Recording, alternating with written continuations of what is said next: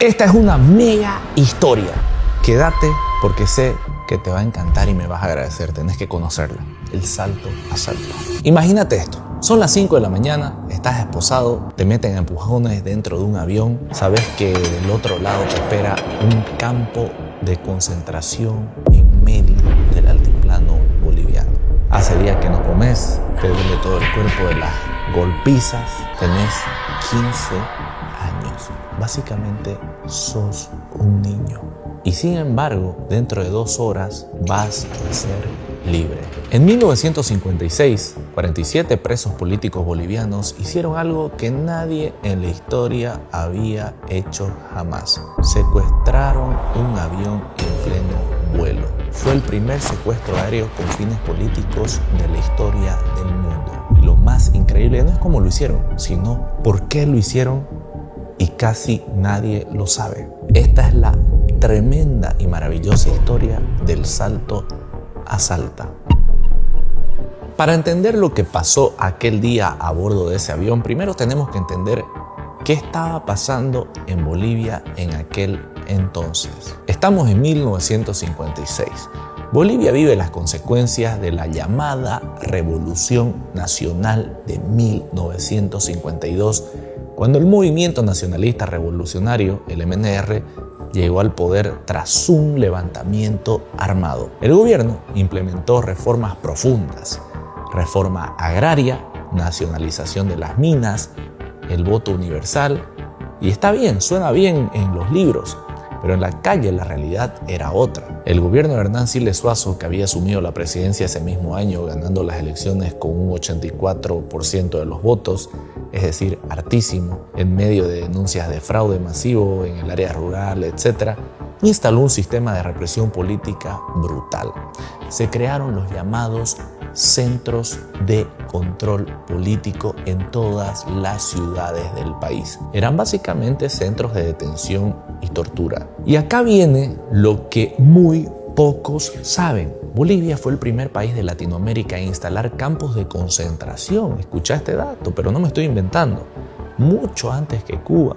Lugares como Curaguara de Carangas, Corocoro, Catavi, Uncía y Siglo XX se convirtieron en destinos de pesadilla para cualquier opositor al régimen. Además de todo, se conformaron milicias paramilitares leales al gobierno y grupos de mujeres conocidas como las Barzolas, que se encargaban de reprimir a las opositoras. Se allanaban casas, universidades, se perpetraban masacres en el campo, es decir, Bolivia vivía bajo un clima de terror. El principal blanco de toda esa represión era un partido, la Falange Socialista Boliviana, la FSB.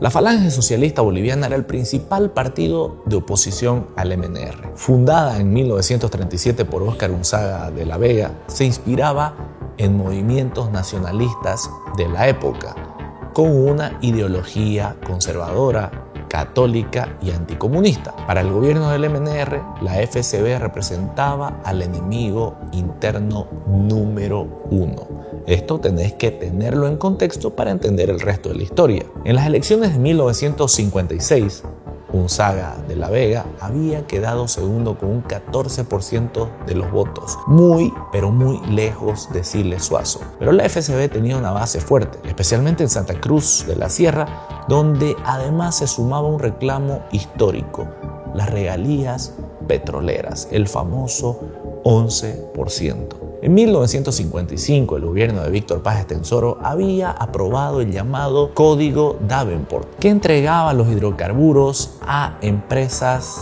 transnacionales y eliminaba el 11% de regalías que correspondía a los departamentos. Obviamente, estamos hablando de departamentos productores según la ley Bush de 1938. Santa Cruz estaba indignada. El pueblo cruceño exigía lo que le correspondía y el gobierno respondía con represión, con palo. Eso obviamente era el polvorín y la chispa estaba a punto, básicamente a nada de encenderse. 22 de septiembre de 1956, La Paz, Bolivia. Miles de amas de casa salen a las calles en completo silencio. Llevan canastas vacías como símbolo de que no hay nada para comer. La economía está en las ruinas, la inflación se come todo, la llamada Revolución Nacional ha fracasado en dar de comer a su pueblo y esta es la primera marcha del hambre de la que se tiene registro en el mundo. Una protesta pacífica, masiva, sobrecogedora. ¿Cuál fue la respuesta del gobierno? Disparos, golpizas, detenciones masivas. Centenares de personas son apresadas en el acto. Se ordena la captura de cerca de 1000 opositores en todo el país. Las embajadas se llenan de gente pidiendo asilo. 2 días después, coincidiendo con el aniversario de Santa Cruz, el vicepresidente Ñuflo Chávez Ortiz se presenta en la ciudad y esa misma noche agentes del control político salen a cazar opositores. Uno de los primeros en caer es el capitán Saúl Pinto Landívar, detenido mientras departía en una kermés en la plaza principal. Sus amigos obviamente intentan defenderlo, pero todos terminan presos. También capturan a Carlos III, Tito Vaca, Alfonso Creyler, Mario Diamond y el coronel Andrés Saucedo Lanza, el capitán Mario Adet Zamora y muchos más. Los someten a interrogatorios y golpizas brutales. 25 hombres sangrados hacinados en una celda de 5 metros. Al día siguiente, durante un desfile escolar, un grupo de estudiantes de entre 14 y 16 años protesta contra estas detenciones. ¿Cuál fue la respuesta del gobierno? Disparar. Y cae herido Rómulo Arano, de 15 años. Su amigo, Miguel Nieve, que aún no cumple los 15, se niega a abandonarlo. Ambos son capturados y molidos a patadas. Para el martes 25 los presos ya son 47, todos falangistas. El gobierno decide trasladarlos a La Paz y de ahí al campo de concentración de Curaguara de Carangas. ¿Te estás imaginando esto? Transportando niños a un campo de concentración. Y esto sucedió, esto es parte de la historia. Esa misma noche, afuera de las celdas, los familiares se juntaron llorando, una banda de música toca marchas fúnebres, la angustia es total. Nadie sabe si volverá a ver a los suyos. Las madres y hermanas presionan hasta que les permiten enviar comida. Y es ahí que en una vianda repleta de majadito seco, donde la esposa del coronel Saucedo esconde un revólver Colt calibre 38. El arma llega a mano de los presos, pero tienen un problema. Frente a ellos hay agentes armados con ametralladoras. Un solo disparo equivocado y los masacran a todos. Tito Vaca ata el revólver a su pierna con un pañuelo y esa noche el coronel Saucedo y el capitán Pinto diseñan el plan. Aquí hay algunas discrepancias históricas, pero si me equivoco, por favor me corrigen. 5 de la mañana. Los 47 presos son trasladados a la pista del Trompillo en Santa Cruz. Ahí los espera con los motores encendidos un cuatrimotor Douglas DC-4 de Lloyd Aéreo Boliviano, matrícula Charlie Papa 610, bautizado como Sereno Pedro Paniagua. En la cabina de mando está el capitán Marcelo Estensoro con su copiloto Hugo Vargas y el segundo copiloto Gerardo Salles, el asistente de vuelo Erwin Beckman y la azafata Aida Smith. Custodiando a los presos van 7 agentes del control político. En el primer asiento, junto a la cabina, el jefe Zoilo Villarruel con una ametralladora. En la cola, el agente Quispe Lazo armado con una pistola. Cerca de la puerta, otro agente con metralleta, es decir, gente ruda, entrenada directamente para reprimir. El avión carretea y despega rumbo al oeste. Destino, el aeropuerto del Alto en La Paz. Desde ahí, un camión los llevaría al campo de concentración, es decir, a todos estos niños. El tiempo de vuelo estimado, 2 horas. Dentro del avión, la tensión obviamente es absoluta. Los presos guardan silencio, se abrochan los cinturones, la azafata se dispone a servir café. Saúl Pinto le pregunta quién es el piloto y cuando escucha el nombre, respira. El Hueso Estensoro es un viejo amigo suyo. Ese era su apodo. Y es ahí cuando todo esto empieza. 6:30 de la mañana. El avión ya está a la altura de crucero. El capitán Mario Adet Zamora se acerca a la agente Quispe Lazo con una actitud bastante sumisa. Eso es lo que dicen los relatos históricos. Y aquí le dice: ¿me puedo sentar con usted, agente? Siga nomás. Adet se sienta junto a él. Todo parece normal. Entonces lanza la señal en voz alta dirigiéndose al coronel Saucedo. ¿Me invita a un cigarro, camarada? La respuesta es clara, firme, definitiva. Ahora sí, camarada. En cuestión de segundos, todo explota. El coronel Saucedo se levanta, recibe el Colt 38 de Tito Vaca y apunta directo a la 100 de Zoilo Villarroel. Si intentas algo, te morís. Tito Vaca le arrebata la ametralladora al mismo tiempo y Mario Adet se lanza sobre Quispe Lazo, pero el agente resiste. Forcejean, el tipo intenta rastrillar su arma. Por unos segundos todo pende de un hilo. En el medio del avión, Randolfo Lladó toma el cuello del agente Clovis Ortiz y lo reduce con la ayuda de Alfonso Creyler. Los demás presos se dan cuenta de lo que está pasando, se levantan, gritan y se lanzan sobre los agentes. Es decir, los ganaron por mayoría y por una acción en conjunto. Quispe Lazo finalmente es sometido entre Barros y Castedo y los agentes del control político quedan a merced de quienes habían sido sus víctimas. Alguien de ellos dice que propuso tirar a estos agentes al vacío. Saúl Pinto los detiene. Alto, camaradas, tenemos que demostrar que no somos como ellos. Ahora viene la parte más difícil de todo, convencer al piloto. Saúl Pinto entra a la cabina.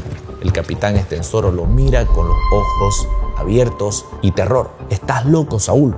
Yo no los puedo llevar a la Argentina», le dijo, porque había una pregunta por detrás. E inmediatamente le dice: «Pero Hueso, nos hemos ganado la libertad. ¿No te das cuenta de que nos pueden derribar por invadir el espacio aéreo argentino? ¿Y todo por qué? Porque solicitaron irse hacia Argentina». Y le dijo: «Ok, no nos importa. Si no querés ayudarnos, yo piloteo la nave. Vos no conocés este avión, nos vamos a matar», le dijo.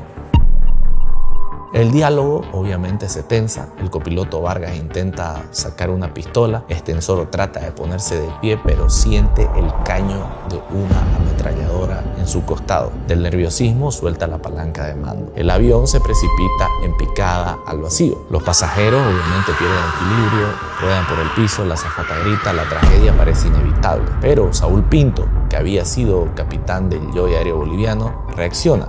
Jala del brazo a Estensoro, ocupa su lugar, toma la palanca y estabiliza el aparato. A menos de 2000 metros de tocar tierra, logran salir adelante. 2000 metros, eso es lo que separaba a 47 personas de la muerte. Pinto retoma altura. Mario Diamond ocupa el asiento del copiloto. Pinto acepta que Estensoro supervise técnicamente el vuelo. La nave se estabiliza. Los agentes abatidos van en silencio en la parte de atrás. Nadie los hostiliza. Todos se ponen de pie y entonan el himno nacional de Bolivia.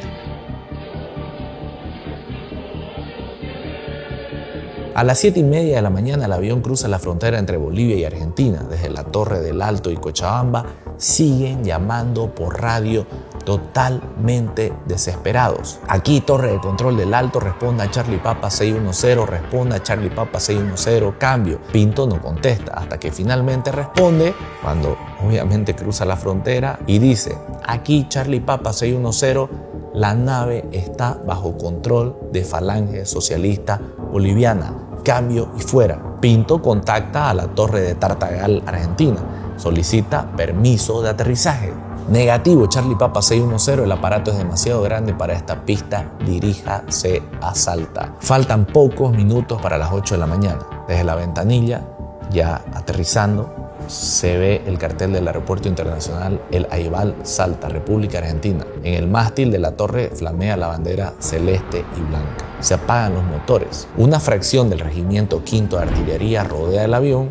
Saúl Pinto y Marcelo Estensoro descienden primero. Pinto informa a las autoridades argentinas lo sucedido. Las noticias llegan a Buenos Aires de forma inmediata. Cuando se abre la puerta del avión para ingresar la primera comida caliente que estos hombres probarían en días, Miguel Nieme, el chico de 15 años, relató: lloramos por la emoción. 47 liberados, 5 tripulantes y 5 agentes descienden del avión. El comandante de la guarnición de Salta, el general Saravia, les da la bienvenida. Más allá, detrás de la reja, la población salteña aclama a estos chicos cruceños, a estos bolivianos. Algunas mujeres lloran al ver a Miguel Nieme ayudando a caminar a Rómulo Arano, herido en la pierna. Ambos de 15 años, 2 médicos lo esperan para darle los primeros auxilios. El gobierno argentino del general Aramburú concede asilo político a los 47 bolivianos. Al mediodía, todo Bolivia se entera de la noticia por una transmisión de Radio Belgrano de Buenos Aires, que a su vez retransmitió esto a la BBC de Londres. El mundo entero se acababa de enterar de todo esto. El salto a Salta sacudió al gobierno de Siles Zuazo. La noticia transmitida a nivel internacional puso en evidencia ante el mundo entero el sistema represivo que funcionaba en Bolivia. Los campos de concentración, el control político, las detenciones arbitrarias, las torturas y este abuso hacia estos menores. El hecho no tuvo una sola víctima fatal. No hubo muertos, no hubo heridos graves entre civiles ni inocentes. Una acción de presos políticos que escaparon de sus captores, unos delincuentes por completo, no un ataque terrorista. Y eso es algo fundamental como dato para entender a todo este evento como contexto. La presión que siguió, tanto interna como internacional, junto con las luchas del pueblo cruceño por las regalías petroleras, terminó forzando al gobierno de Siles a ceder eventualmente. Reconoció el 11% de las regalías para los departamentos productores y cerró inmediatamente los campos de concentración. Sin embargo, la represión contra los falangistas y contra Santa Cruz no terminó ahí. Vinieron años de destierros, invasiones milicianas, masacres como la de Terevinto y Poza de las Liras en 1958, y la persecución continuó contra la oposición. El avión, el Douglas DC-4 Charlie Papa 610, fue vendido por el Loy Aéreo Boliviano a Estados Unidos en 1961. Pasó por varias aerolíneas alrededor del mundo, Miami Airlines, Martin Air Charter en Holanda, Transporting en Alemania, y fue reportado en estado de abandono por última vez en 1981. Esto como un dato extra si te gustan los aviones. El salto a Salta es considerado el primer secuestro aéreo con fines políticos de la historia universal del mundo. Esto no es un dato menor. Antes de este evento, el concepto de pirateo aéreo o secuestro con motivaciones políticas simplemente no existía. A diferencia de los secuestros aéreos que vendrían después en la década de los 60 y 70, muchos de ellos obviamente terroristas con víctimas civiles y finales totalmente trágicos, este caso tiene una particularidad: fue ejecutado por los propios presos contra sus captores. No había pasajeros civiles inocentes a bordo. No hubo muertos, no hubo daños materiales significativos. Fue en esencia una fuga orquestada que todo salió bien. Pero la relevancia histórica va mucho más allá de la acción misma. Este evento obligó al mundo a preguntarse qué pasa cuando un avión deja de ser un medio de transporte y se convierte en un instrumento político. Esa pregunta cambiaría para siempre la historia de la aviación, también de la seguridad y también de todo lo que pasa alrededor del tema aeroportuario y la diplomacia internacional. 47 hombres, algunos de ellos adolescentes, prácticamente niños, todos golpeados, hambrientos, condenados a pudrirse en un campo de concentración en medio de la nada. Seguramente que esto iba a terminar en tragedia porque nunca los iban a reclamar. Y sin embargo eligieron no rendirse. Con un revólver escondido en una vianda de comida, con un plan improvisado, con un piloto que no quería cooperar y un avión que casi se estrella, lograron algo que nadie en la historia había intentado. Lo que hicieron fue desesperado, fue peligroso, fue una locura, pero también fue la única opción que les quedaba. Tenían que sobrevivir. Y la pregunta que les dejo es esta: ¿cuál es el límite entre un acto de desesperación y un acto de libertad? Si esta historia te gustó, no te olvides de dejar un comentario, darle me gusta y compartirlo para que mucha más gente lo vea. Nos vemos en un próximo episodio. ¡Chao!